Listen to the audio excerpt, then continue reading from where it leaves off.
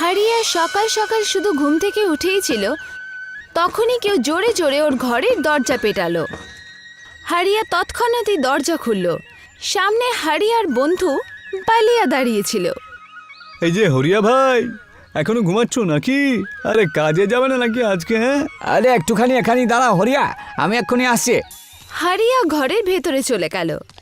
ওর বউ সুলেখা ওকে বলল, কি হলো, সকাল সকাল কোথায় যাচ্ছ?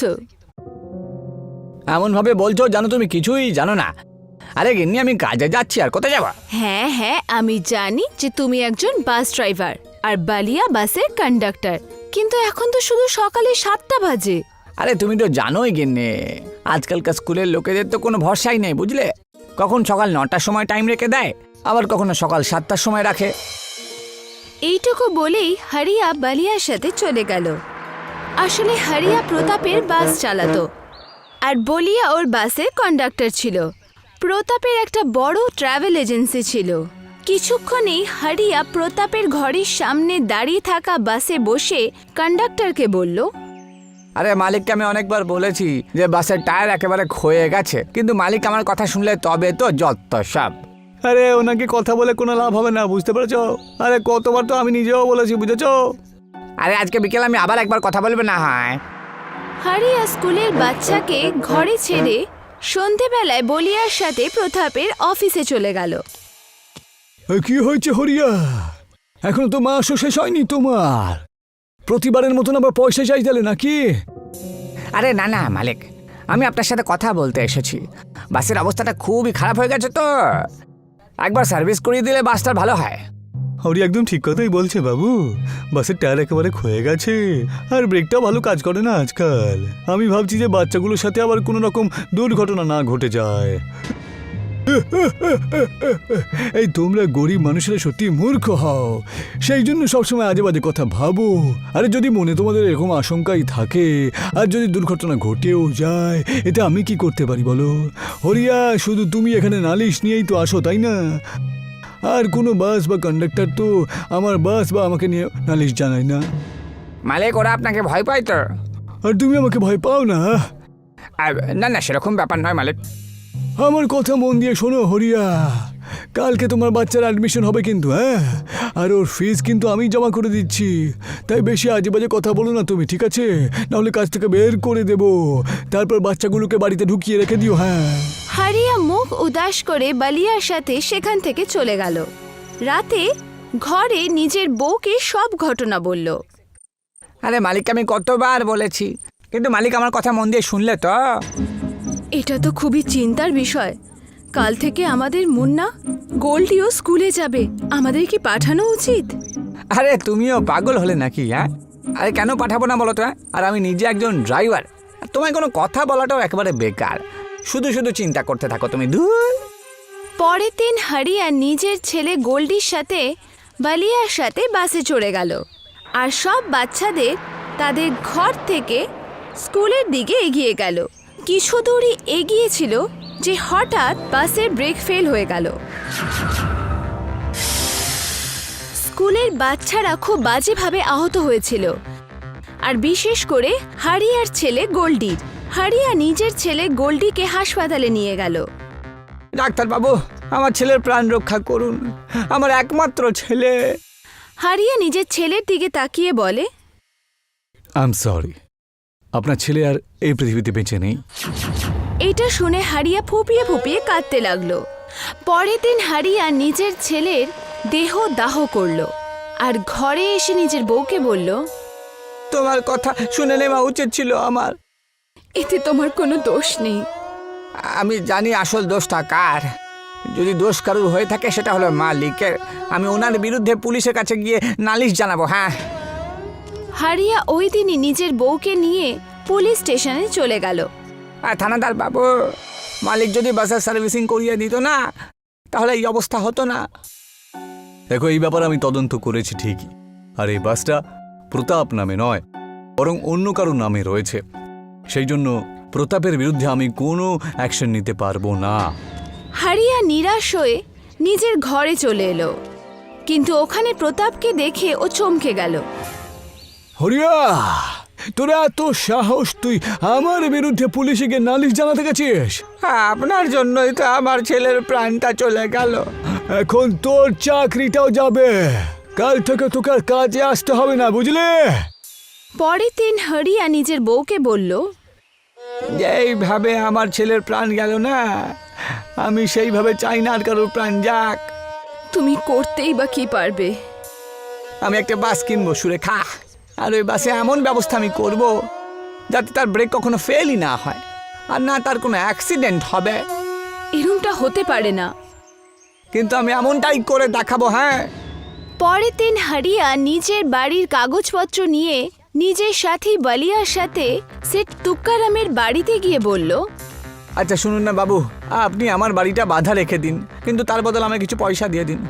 আরে ঠিক আছে বলিয়া, এই নাও 2 লক্ষ টাকা, কিন্তু সুদটা কিন্তু সময় মতো দিও। হরিয়া সেখান থেকে বালিয়াকে সাথে নিয়ে সোজা একটা কাভারের দোকানে চলে গেল, যেখানে অনেক বাস দাঁড়িয়েছিল।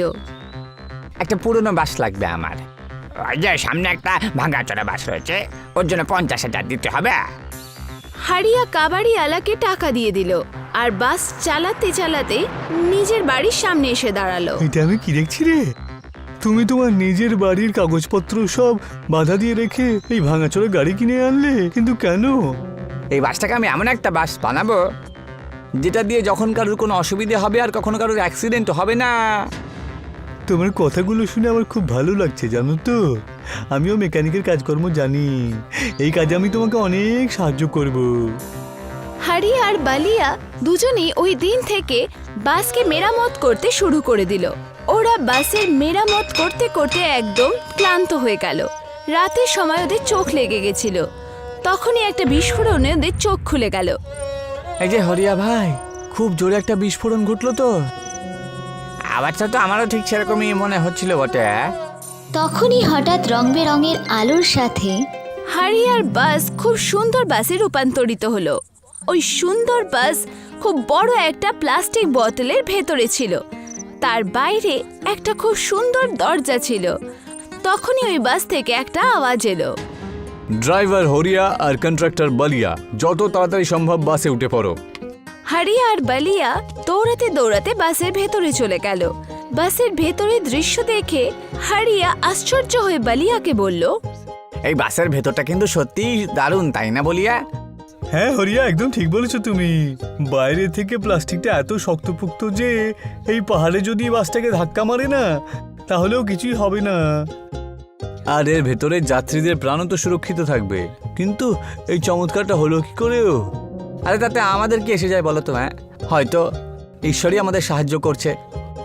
হরিয়া ভাই, ওই দেখো ড্রাইভারের সিটটা, ওখানে অনেকগুলো বাটন আর মাইক লাগানো রয়েছে। তখনই মাইকে বলে উঠল, তাড়াতাড়ি বাসে এসে বসে পড়ো।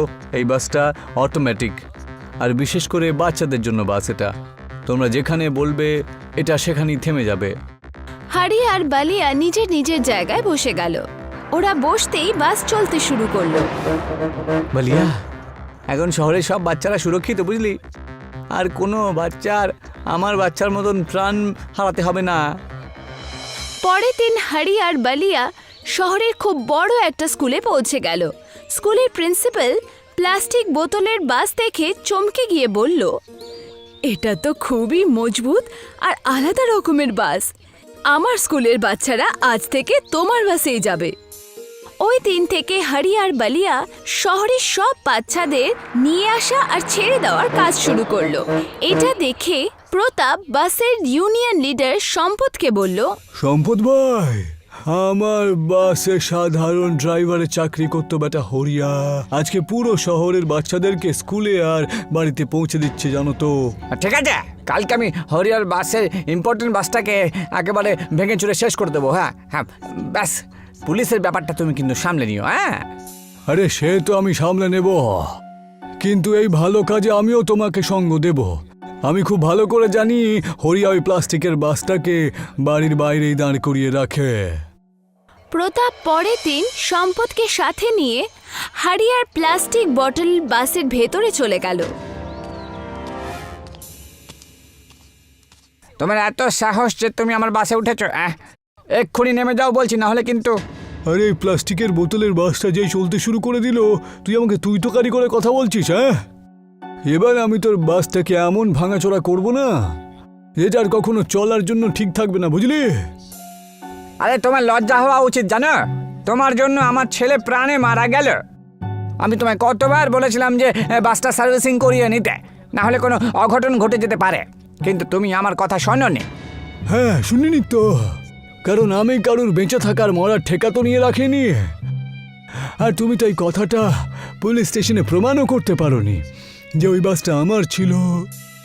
এইটুকু বলতেই প্রতাপ সম্পদকে বলল, এই তুমি কি দেখছো? বাসটাকে ভেঙে দাও।